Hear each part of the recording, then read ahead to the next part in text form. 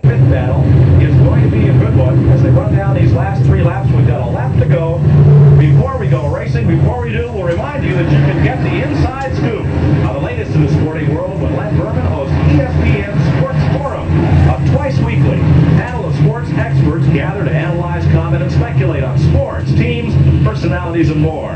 Join Len Berman and sports authorities each Tuesday and Thursday at 8:30 p.m. Eastern Daylight Time for a half hour of sports give and take on ESPN. Well, like Doug Wolfgang, our leader, we might run down a little bit about his career. He's one of those guys who, once he made the move and decided to go full-time racing, he was an instant success. It's not like it was overnight. He had about 4 or 5 years of experience in modified racing back home in Iowa and Kansas, and states out there in the middle Midwest of the country. Once he went full-time sprint car racing in 1975, he began immediately to start winning.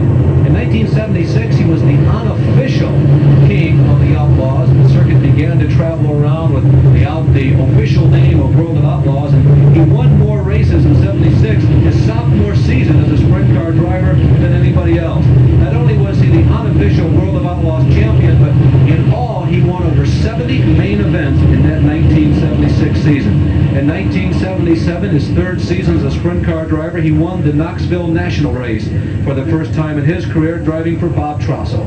There is the oil on the track that led to the caution flag, a combination of oil and water, we are told, that has made the track unsafe for racing. They have gone over it and will be set to resume just as soon as that is cleared up. It was predicted from the start that the World of Outlaw drivers would have a good chance to dominate here at Syracuse. Their point-standing runner-up, Doug Wolfgang, is in the lead. Jeff Swindell, who is 5th in Outlaw points, he's the runner-up. Sammy Swindell, the point leader, challenged early in the pole sitter. Number 3 point man was Steve Kinzer. Wolfgang looking for his 20th win this season in World of Outlaws competition. They've been issued the white flag, starter at the top of your screen, indicating 1 lap to the restart. Mike, if you're not familiar, those of you at home with sprint car racing, all I can tell you that it's very romantic. These guys live a very unusual life. This particular activity is their entire life. They literally eat, drink, breathe, and sleep automobile racing. Most of these crews traverse the country 7, 8, or even 9 times in a given season, and many of them live in the campers that haul the race cars. Well, if you had been here Thursday and watched these people lying under these cars in the mud of the rain, you would wonder about the romanticism. What is romantic and what is compelling about watching these cars is the way they slide off that 4th corner, look for the green flag, and they have it. We're back to racing with only 3 laps to go, and Wolfgang jumps out on the gun to a lead over Jeff Swindell. Puts it into the corner, cocks it sideways, tightens it up for turn number 2, heads it out of 2 and down the back straightaway. Half of the field is still in competition. Of the original 41 starters, not more than 20 remain as Wolfgang takes it into turn 3, puts it sideways, and Jeff Swindell tries to hang on for a last lap shot. Well, the last time through the 3rd turn, you saw smoke coming from Jeff Swindell's tires, just like we did when he pitted during the red flag, the mandatory fuel stop. What's going on is that Swindell is still breaking loose, particularly when he goes into the corners. It's like a drag racer burning out at the line. As Swindell goes around the turns, the wheels are breaking loose, and you can see smoke pouring out from underneath the rear of the car. Jimmy Horton, the modified driver, has moved up to 5th. He has moved ahead of Brad Doty, who drops back to the 6th spot. And look at the lead that Wolfie has with the white flag waving. 1 lap to go.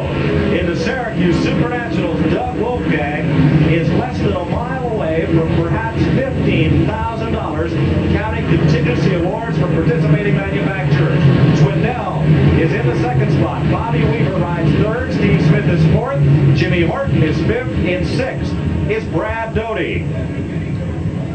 Through turns 3 and 4, the grandstand fans on their feet to cheer. Doug Wolfgang across the line, the winner of the Syracuse Supernationals 100. Wolfgang and the Doug Howell sprinter out of Sioux Falls, South Dakota, has won one of the most prestigious victories in all of dirt track sprint car racing, and has picked up valuable points in his chase for the World of Outlaws Championship against Sammy Swindell and Steve Kinzer. Well, this This is certainly one of the events that all the sprint car drivers want to win. It is one of the richest on the trail, but moreover, they feel that this is a driver's racetrack.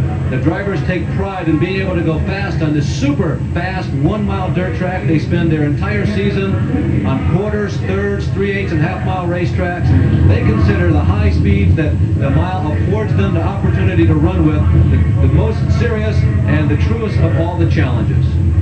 And so Doug Wolfgang joins a very select group of drivers that includes former Indy 500 Rookie of the Year Bentley Warren, veteran campaigner Smokey Snellbaker, Jim Edwards, and last year's winner Steve Kinser, the World of Outlaws champion in winning the Syracuse Super Nationals. There's a very happy winner, and we'll be talking with him in a moment when we return to the New York State Fairgrounds of the Syracuse Super Nationals.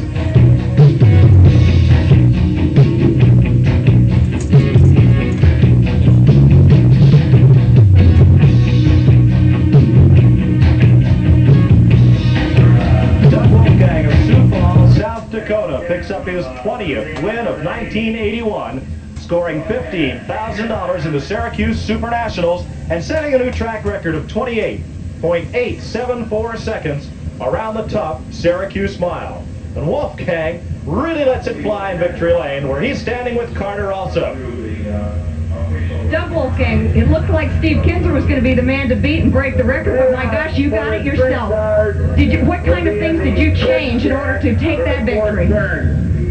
Well, really, we used the same setup that we did to qualify, and I think I just got used to running the race car a little bit and tried to keep it a little smoother in the corner. I still think Steve was faster, and he just was unfortunate to break an engine and drop out. You said you had a vibration in was it the right rear tire? Well, we didn't balance any of our wheels and tires this year, and I run them all in, but evidently the one that I ran the last 23 laps of the feature, I didn't run enough, and it was vibrating pretty bad the last 5 or 10 laps of the race, but I don't think it hurt nothing. It just probably made me nervous.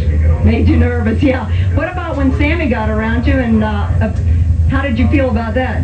Now, I figured he would, or somebody would, because my car was actually stuck to the track so hard that I was pushing the front end and I couldn't maneuver in lap traffic, and we were in pretty deep lap traffic, and I had to breathe the throttle a couple times, and he got by me, and then I got back by him, and I think we were probably a little quicker than him, and he just got me, in lap traffic. I bet you're glad the 40-lap stop came when it did.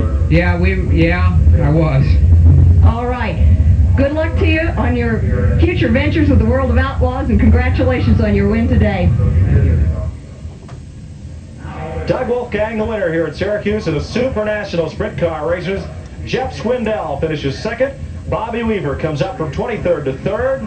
Steve Smith is 4th, and mod driver Jimmy Horton comes home in 5th spot. And Wolfgang stood on the gas, Larry, all day long. Mike, he did. He's been there many times this season. Win number 19 on the trail for Wolfgang, and looks like he's locked up in a head-to-head duel for the championship with Sammy Swindell.